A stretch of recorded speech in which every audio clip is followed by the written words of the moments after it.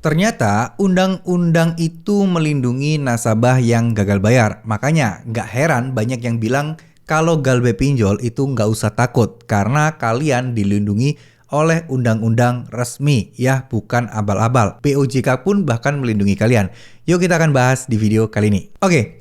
Jadi, kenapa saya bilang undang-undang melindungi nasabah yang galbay sebenarnya bukan melindungi yang gimana-gimana. Melindunginya itu dalam artian dari cara-cara penagihan yang tidak masuk akal, cara-cara penagihan yang keji, dan cara-cara penagihan yang mungkin sangat-sangat merugikan nasabah. Nah, kenapa saya bilang undang-undang melindungi? Karena memang sudah diatur di dalam undang-undang itu bahwa ada aturan khusus tata cara penagihan pinjaman online yang dibentuk oleh OJK. Ini ada di POJK ya, peraturan dari OJK, di mana undang-undang ini juga harus dipatuhi ya, bahwa DC pinjol tidak boleh menagih yang mana menagihnya itu di tempat umum, tempat publik, atau mungkin tidak boleh melakukan kekerasan, tidak boleh berkata-kata kasar, tidak boleh merendahkan harkat dan martabat orang-orang yang ditagih.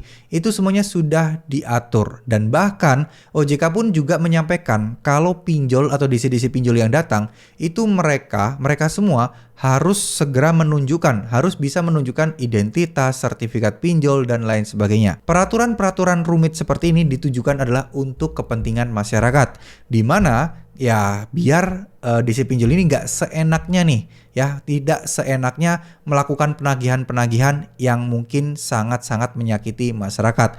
Meskipun prakteknya memang masih belum maksimal. Banyak juga yang oknum-oknum DC masih melanggar, masih mengancam, nyebarin data, nyebarin foto, dan lain sebagainya.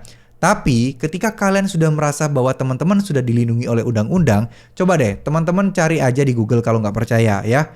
POJK cara penagihan pinjaman online. Ya itu udah pasti bakal ada. Nih, peraturan otoritas jasa keuangan tentang tata cara penagihan ya, penagihan sanksi administratif berupa denda dan lain sebagainya itu sudah diatur semuanya. Jadi cara penagihan pinjol minimal ada minimal surat peringatan dan lain sebagainya itu pun juga sudah diatur oleh OJK. Ya googling aja, semua informasi ada. Bahkan yang nge-share informasi ini itu juga langsung dari website OJK kok. Jadi ojk.co.id kalian bisa banyak dapat informasi di sana.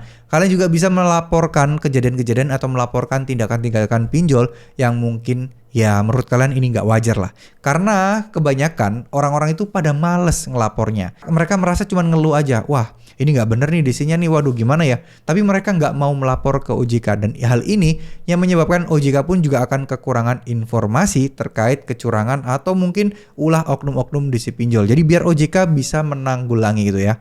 Memang kadang kita tidak bisa berharap ya OJK bakal membantu banyak. Karena kita tahu tugas OJK juga nggak melulu soal ya mengurusi galbay ya, tapi lebih kepada investasi bodong. Apalagi akhir-akhir ini banyak banget investasi bodong yang mana fokus OJK tentunya masih di fungsi yang tadi itu ya.